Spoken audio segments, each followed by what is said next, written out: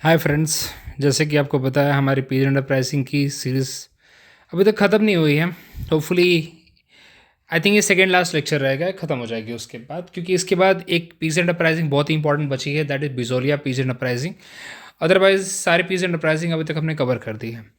अब यहाँ पे एक पीज अंडर प्राइसिंग है तहभागा। तहभागा मोमेंट कौन से एरिया में था? वेस्ट बंगाल में। उस टाइम पे कोई वेस्ट बंगाल नहीं था, उस टाइम पे पूरा बंगाल था वो। ओके, तो उस एरिया की हम बात कर रहे हैं यहाँ पे, तहभागा मोमेंट। अब यहाँ पे तहभागा मोमेंट में आपको सिर्फ बेसिकली समझा देता हूँ मैं, बाकी एलिमेंट्स हम समझ लेंगे। देखिए, आपने अगर आप गांव में रहने वाले हैं तो आपको पता होगा अधिया बटैया ये सब चीज़ें होती हैं, जिसके अंदर समझिए कि अब कोई पर्सन है, जॉब करने वाला है, ही इज़ वर्किंग। अब उसके पास लैंड है कुछ 5 बीघा। अब वो खुद तो खेती नहीं कर पाता है, तो वो क्या करेगा, उसने किसी एक फार्मर को दे दिया, भाई तू मेरे लैंड पे खेती कर। ओके, तो जो फार्मर है उसके लैंड पे खेती करेगा। अब लैंड थोड़ी उस फार्मर का हो जाएगा, करेक्ट। लेकिन खेती करने के बाद कुछ तो रूल्स रेगुलेशन होंगे ना उनके, कि भाई तो मुझे एनुअली 7,000 10,000 जो भी होगा, जो उनका पर बीघा का रेट होगा उस हिसाब से वो देगा। या फिर उसमें बोलेगा कि प्रोडक्शन के अंदर मैं 1/3 ले लूँगा। ओके, और 1/3 मैं आपको दे दूंगा, 2/3 अपने पास रखूँगा, समथिंग। अब ऐसा तो नहीं होगा ना कि नहीं भाई मैंने ज़मीन दी तो मैं आधा लूँगा और आधा तुम लोगे। क्योंकि जो फार्मर बोलेगा भाई मटेरियल मैं लगा रहा हूँ, काम मैं कर रहा हूँ, पैसे मैं लगा रहा हूँ, तेरी तो सिर्फ ज़मीन है, उसमें भी तो आधा मांग रहा है। समझ में आ गई बात? तो सुन के कैसा लग रहा है? आधा आधा की बात हो रही सीधा यहाँ पे। तो मैं तो ऐसी भाई स्कीम में कभी ना जाऊँ कि जिसके अंदर फार्मर को सिर्फ आधा ही मिल रहा हो, काम पूरा वही कर रहा हो, और लॉस भी वही बियर करेगा। ये भी सोचिए, क्योंकि अगर खेती अच्छी नहीं हुई तो लॉस कौन बियर करेगा? फार्मर ही तो बियर करेगा। तो इस ऐसे केसेस में क्या होगा कि फार्मर पहली बात उस डील में जाना नहीं चाहेगा। तो इसी टाइप का सिस्टम कुछ यहाँ पे है, जहाँ पे Tebhaga movement was a peace enterprising in Bengal.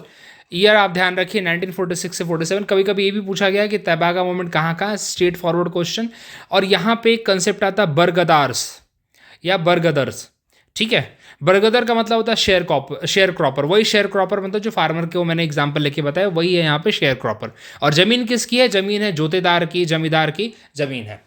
Concept यहाँ पे क्या चल रहा है कि जमींदार ने शेयर क्रॉपर को या बरगदार को जमीन दी और बोला भाई तो उस पर खेती कर, सब कुछ तू ही लगा, इन्वेस्टमेंट कर, काम तू ही कर, लेकिन क्या करेगा? तो मुझे आधा देगा। तो बोला कि यार ये तो सही नहीं है, ये तो बिल्कुल सिस्टम सही नहीं है। आप 1/3 रखो, एक्सेप्टेबल है, 2/3 हमारे पास रहना चाहिए, क्योंकि रिस्क भी तो हम ही उठा रहे हैं। ठीक है, तो इसलिए देखो इन शेयर क्रॉपर्स को क्या कहा गया है? बरगा, अधि, बघी। यही सिस्टम आज भी चलता है, वैसे यूपी बिहार में बंगाल में आजकल यही सिस्टम चलता है, मतलब ये सिस्टम आज भी वर्किंग है। आजकल तो ज़्यादा करके पैसे पे कर दिया उन्होंने कि पर बीघे का रेट बताओ, बाकी देख छोड़ दो, हम कितनी कमाई करेंगे हमारे ऊपर है, आप पर बीघे का रेट बताओ, 12,000 15,000 जो भी है। ठीक है भाई, मेरे यहाँ तो 12-15 हज़ार का रेट है, साथ से पूछना पड़ेगा मुझे भी, बट ये रेट चल रहा है। ठीक है, अब देखिए वही ट्रेडिशनल सिस्टम क्या था? Sharecropper cultivate the land but share the produce equally with landlord आधा, who contributed neither labour nor significant investment. पैसा भी नहीं डाला, कुछ भी नहीं दिया, लेकिन आधा बोल रहा है वो, सिर्फ जमीन उसकी है। तो शेयर क्रॉपर क्या करेगा? बोलेगा यार नहीं चलेगा, वर्क नहीं करेगा ये। तो इसी के अगेंस्ट से तहबागा सिस्टम चालू, तो क्या बोलते हैं, अपराइजिंग है, इसी के अगेंस्ट है। बस बेसिक कंसेप्ट आपको पता होना चाहिए। ठीक है, और बरगदार यहाँ पे किसको कहा गया है? बरगदार का मतलब होता है जो बरगा लेता है, जो अधिया लेता है, उसको बोलते हैं बरगदार। ठीक है, और वो होता है शेयर क्रॉपर, जैसे आपको मैंने स्टार्टिंग में एक फार्मर का एग्जाम्पल लेके बताया था, उसको बोलते हो आप। और तहबागा मतलब 2/3, तह भाग, भागा मतलब पार्ट। ठीक है, 2/3 पार्ट की यहाँ पे बात हो रही है, इसलिए तहभागा बोला गया है इसको। तो अगर दो वर्ड आपको समझ में आ गया, बरगदार और तहभागा, इस सिस्टम में कुछ भी नहीं है। एक कंसेप्ट बहुत क्लियर है। ठीक है, बस आपको एक चीज़ और दिमाग में रखनी है, 2-3 नारे यहाँ पे यूज़ किए गए थे। देखिए अभी यहाँ पे अमन हार्वेस्ट जो होता है वहाँ पे 1946 की टाइम की बात हो रही है। शेयर क्रॉपर्स ने क्या किया? शेयर क्रॉपर्स जो कि बरगदार हैं, बार बार रिपीट कर रहा हूँ मैं, बरगदार। ठीक है, उन्होंने क्या किया भाई? पूरा प्रोसेस किया क्रॉप का, और अपने एरिया में बोला कि अब हम जोतेदार को या जमींदार को नहीं देंगे, हम क्या करेंगे, अपने यहाँ पे लेके जाते हैं और हम जमींदार को कुछ भी इसका पार्ट नहीं देने वाले हैं। अब इसका सपोर्ट किसने किया? ऑफकोर्स ये बात है, इतने तो है नहीं कि अपनी मर्जी से तुम कुछ भी कर लोगे। जमींदार ऑफकोर्स पावरफुल इंसान है भाई उस एरिया का, तो दे गॉट द सपोर्ट। जो बरगदार थे उनको किसका सपोर्ट मिला? बंगाल प्रोविंशियल कृषक सभा का सपोर्ट मिला उन्हें। ओके, जो कम्युनिस्ट पार्टी थी उनका सपोर्ट मिला। एक राजवंशी जो कम्युनिटी है, जो बेसिकली एक लो कास्ट कम्युनिटी है ट्राइबल की, जो एज अ बरगदार काम करती थी वहाँ पे। ठीक है, ये बार पूछा गया है कि कौन सी कम्युनिटी वहाँ पे काफ़ी इन्वॉल्व थी, तो इट वाज राजवंशीस। ओके, आज भी हैं वैसे वो लोग।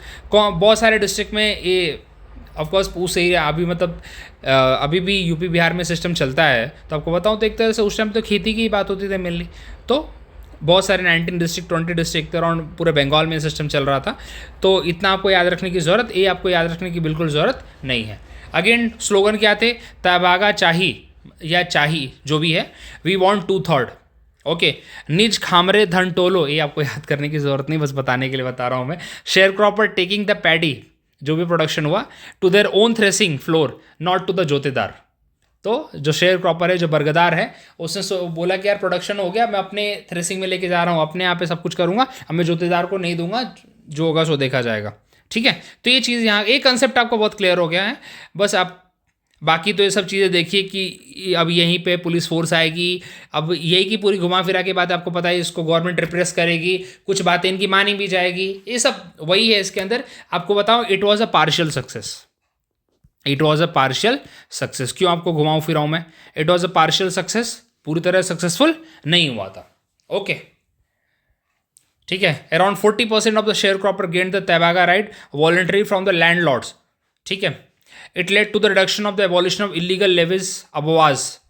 अबवाज के बारे में आप लोग थोड़ा सा और आपको बताऊंगा अबवाज के बारे में चंपारण सत्याग्रह में, कि अबवाज क्या होते हैं। इलीगल टैक्स होते हैं, उसको बोलते हैं अबवाज। एग्जाम में पूछा हुआ क्वेश्चन है कि अबवाज क्या थे चंपारण सत्याग्रह में। ओके, तो बहुत सारे इलीगल टैक्स लगाए थे इन्होंने, इंडिगो प्लांटर्स ने। तो अबवाज वो चीज़ें होती हैं, इलीगल टैक्स होता है। ठीक है, अब यहाँ पे देखिए, it was not a fully successful, क्योंकि 40% शेयर क्रॉपर्स को तो मिल गया था उनके राइट्स। 2/3 बोला कि अब ठीक है डील कर लेते हैं, 2/3 आप लोग रखिए, 1/3 हमें दीजिए, लेकिन बाकी उन्होंने नहीं माना। ठीक है, then two Barga bill. Barga bill तो वही है कि बरगदार बिल लाया जाएगा, 2/3 उनको दिया जाएगा, लेकिन again it was not so successful. Okay, ये सिर्फ प्रपोज किया गया था बस। ठीक है, तो अगेन क्योंकि एक बार इसके बाद हमें 1947 में आज़ादी मिल गई, इस मूवमेंट को उस लेवल तक नहीं लेके जा पाए वो लोग। ठीक है, तो ये चीज़ें हैं यहाँ पे। तो आपको सिर्फ सिंपली आपको 2-3 चीज़ें इसमें दिमाग में रखनी है कि तहभागा क्या है भाई, 2/3 की बात हो रही है। शेयर क्रॉपर कौन है? बरगदार बोलते हैं उसे। ठीक है, क्या चाहिए इन्हें? 2/3 चाहिए। किससे चाहिए? जो खेती कर रहे हैं, जो प्रोडक्शन कर रहे हैं, उसका 2/3 चाहिए, और 1/3 जमींदार को दे देंगे। ठीक है, कौन से एरिया में था? बंगाल वाले एरिया में था। और ये जो किस टाइप की खेती है, इसको बोलते हैं अधिया, बटैया, बरगा, ये सब इसको खेती के टाइप हैं। ठीक है, और उसके बाद कौन सी कम्युनिटी यहाँ पे इन्वॉल्व है? राजवंशी यहाँ पे इन्वॉल्व है। ये बस आपको दिमाग में रखना है, बाकी आप एक रीड कर लोगे, that is more than enough. ठीक है, ज़्यादा अपना सर दर्द नहीं करना है इसके अंदर। ठीक है, what does the term Tebhaga mean? 2/3 part of a share of a harvest, 3 share of a part, 3 भाग मतलब 3 शेयर ऑफ अ लैंड का 3 पार्ट नहीं भाई। ठीक है, who primary led the Tebhaga movement? कौन सी पार्टी है? बंगाल प्रोविंशियल कृषक सभा, एक कम्युनिस्ट पार्टी है। ठीक है, कम्युनिस्ट किससे एसोसिएटेड हैं? आप अगर मेरे लास्ट वीडियो देखेंगे तो सोशलिस्ट प्रिंसिपल से एसोसिएटेड हैं ये लोग। ठीक है, विच ईयर तहबागा मूवमेंट? 1946। APIQ है वैसे बाय द वे। ठीक है, कौन से एरिया में? बंगाल में। मैंने आपको रिवाइज कराता हूँ एक चीज़, बखस्तलैंड। बखस्तलैंड कौन से एरिया से है? बिहार से। ठीक है, स्वामी सहजानंद सरस्वती, करयानंद शर्मा, यदुनंद शर्मा। ठीक है, यदुनंदन शर्मा। ओके, आपको याद आ रहा होगा ये सब नाम, अगर आपने देखा होगा वीडियो तो। उसके बाद बेदखली, ये सब बेदखली की डिमांड किसने की थी कि भाई बेदखली हटाना चाहिए, क्योंकि eviction of from there land, ये यूपी किसान सभा की बातें हो रही हैं यहाँ पे। ठीक है, उसके बाद अभी हमने बरगदार तहबागा मूवमेंट कहाँ पढ़ा? बंगाल में पढ़ा। तो मैच द फॉलोइंग में आया हुआ क्वेश्चन है भाई। ठीक है, what was the traditional share of produce received by the landlord under Barga system? Half मिलता था भाई लोगों को, हाफ। ठीक है, which district was Tebhaga movement most prominent? अभी देखिए दिंजापुर जेसौरी आपको याद रखने की जरूरत नहीं, इट वॉज गिवन, तो दैट्स वाई क्वेश्चन बना है यहाँ पे, बाकी कुछ नहीं है। ठीक है, तो पूरा हमने तहबाका मूवमेंट देखा, जो आपको इंपॉर्टेंट थी वो चीज़ें बताई मैंने। चलिए अब तेलंगाना मूवमेंट की तरफ चलते हैं। ये दोनों टी से थे, ईयर भी दोनों का ऑलमोस्ट सेम है, भी 1946 और इसी दौरान का टाइम है, 1946, 44, 44, 45, 46 का टाइम है। ठीक है, अब ये एरिया है भाई तेलंगाना मूवमेंट, ये मत समझिए कि ये अभी तेलंगाना फॉर्मेशन से रिलेटेड है, नहीं नहीं नहीं, इसका पर्पज़ यहाँ पे किससे है, हैदराबाद से। हैदराबाद में उस टाइम पे भाई कौन था, निज़ाम थे, उनके अंडर पे भाई तेलंगाना, मतलब हैदराबाद वाला रीज़न है, आज भी अभी हैदराबाद तेलंगाना की कैपिटल ही है। ठीक है, तो वहाँ पे आसफ जाही डायनेस्टी थी, या फिर आसफ शाही डायनेस्टी बोलिए या निज़ाम बोलिए, वही थे उस टाइम पे। और वो 3 टाइप का लैंड रेवेन्यू सिस्टम था। हमारा पर्पज़ यहाँ पे पॉइंट टू पॉइंट ये डिस्कस करना है। पहला है खालसा, जिसमें 60% ऑफ द लैंड आते थे। दूसरा था जागीरदारी, जिसमें 30% ऑफ द लैंड आते थे। और तीसरा था सर्फ खास, जिसमें 10% ऑफ द लैंड आते थे, जो निज़ाम डायरेक्टली कंट्रोल करता था। ये जागीर के अंदर थे, जागीरदार के अंदर थे, जो उसके अपना पार्ट निकाल के बाकी वो निज़ाम को देता था। ठीक है, और ये रेवेन्यू सिस्टम, मतलब क्या बोलते हैं, राजकाज चलाने के लिए यूज़ किए जाते थे ये पैसे। ठीक है, चलिए अब यहाँ पे देखते हैं सर्फ खास। सर्फ खास किसके अंडर आ रहा है, सीधा जो डायरेक्टली निज़ाम के अंदर। और वहाँ पे क्या सिस्टम था, वहाँ पे पीजेंट को एज अ बॉन्डेड स्लेव की तरह रखा जा रहा है। यहाँ पे एक सिस्टम होता है वेटी, बार बार रिपीट कर रहा हूँ, वेटी। वेटी का मतलब होता है बॉन्डेड लेबर, बॉन्डेड लेबर, ये बहुत बार रिपीटेड क्वेश्चन है। वेटी का मतलब क्या होता है। जागीर में क्या होता है, अब जागीरदार क्या करेगा, टाइम पे पैसे नहीं दोगे तो आपको निकाल देगा, फोर्सफुल लेबर कराएगा, बेगार काम कराएगा। बेगार, बेगार वर्ड भी फोर्सफुल लेबर के लिए है। हरी और बेगार यूपी किसान सभा का पार्ट है। खालसा लैंड, वहाँ पे force grain collection and torture, again वहाँ पे वही सेम स्टोरी है, तीनों जगह पे सेम स्टोरी है। मतलब कहने का मतलब है कि पूरी तरह से पीजेंट परेशान है। ठीक है, पीजेंट सफ़र कर रहा है भाई, एक्सट्रीम एक्सप्लॉयटेशन है, फोर्स लेबर है। फोर्स लेबर में 2 चीज़ें आ रही हैं, बेगार एंड वेटी। ठीक है, अब देखिए अब कब तक सहेगा, तो यहाँ पे उन्होंने स्टार्ट किया मोमेंट। किसने, पीजेंट्स ने अपनी लाठी उठाई, स्लिंग मतलब काइंड ऑफ वो होता है जिसमें नुकीले कुछ कांटे वोटे लगे होते हैं अपने लिए, against the landlords and their agents. Agents यहाँ पे जो एजेंट्स है उसका नाम है राजकर्स या राजूकर्स। ठीक है, जो एक तरह से डिफेंस फोर्सेस हैं अपने निज़ाम के। ठीक है, उनके against. Over the time these efforts turn into the arm revolt against the Nizam rule. किसका सपोर्ट मिला इन्हें, आंध्रा महासभा और कम्युनिस्ट पार्टी ऑफ इंडिया।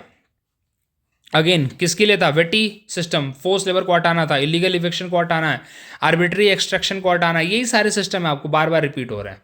ठीक है, हुआ क्या अल्टीमेटली, काफ़ी दोनों में काफ़ी स्ट्रांग फाइट चली। यहाँ पे एएमएस जैसे कि आंध्रा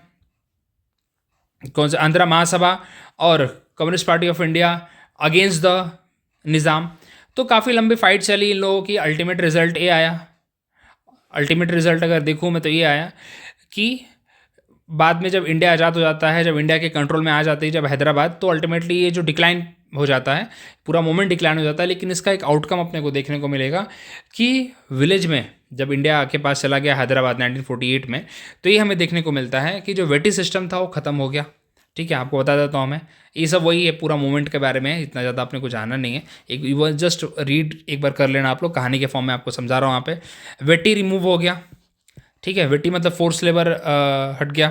ठीक है, एग्रीकल्चर वेजेस बढ़ गए, जहाँ पे देखिए ये वाला जो था ना, किधर गया सर्फ खास, यहाँ पे क्या था, बॉन्डेड स्लेव सिस्टम चल रहा है, यहाँ पे पैसे उसे नहीं दिए जा रहे। तो लेकिन जब हैदराबाद आ गया इंडिया के पास, तो उसके बाद क्या हुआ, एग्री वेजेस बढ़ गए, वेटी सिस्टम हट गया पूरी तरीके से। ठीक है, जो लीगल सीज हुआ था लैंड का, जो कि निज़ाम्स के लोगों ने कर रखा था, वो हटा दिया गया। ओके, एक तरह से लैंड ओनरशिप पे सीलिंग लगा दी गई। तो ये सारी चीज़ें हमें देखने को मिलती है, आउटकम ये सारे इसके हैं। ठीक है, तो ये था पूरा तेलंगाना मूवमेंट। आपको सिर्फ इतना पूछा जाता है कि तेलंगाना मूवमेंट किससे एसोसिएटेड है, किस टाइप का मूवमेंट है, that's only thing they ask in the exam. Okay, बाकी आपको और वेटी और 2-3 चीज़ आपको बताई मैंने, वो आपको दिमाग में रखना है। That's more than enough for the exam point of view. Thank you very much. Please watch the other videos that I posted, and like, share, and subscribe. Thank you very much.